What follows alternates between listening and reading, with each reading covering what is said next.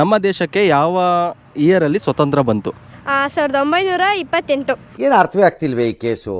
ಎಳೆ ಮಗು ಆಗಿದ್ದಿದ್ರೆ ಓಕೆ. ನೀವು ಯಾವ ಪ್ರಾಣಿ? ನಾವು ಬಾತುಕೋಳಿ. ಇಂಥ ಜನ ಎಲ್ಲಿ ಸಿಗ್ತಾರೆ ನಿಮ್ಗೆ? ಹೊಡಿರಿ ಚಪ್ಪಾಳೆ ಹೊಡಿರಿ, ಇದು ನಮ್ಮ ದೇಶ ಅಂದ್ರೆ. ಓಕೆ, ನಮಸ್ತೆ ಸ್ನೇಹಿತರೆ, ನಾನು ರಘು ತುಮಕೂರು. ಇವಾಗ ಕ್ವಶನ್ ಕೇಳ್ತಾ ಇದ್ದೀನಿ. ನಿಮ್ಮ ಹೆಸರು? ಕಿರಣ್ ಅಂತ. ಏನು ಮಾಡ್ತಾ ಇದ್ದೀರಾ?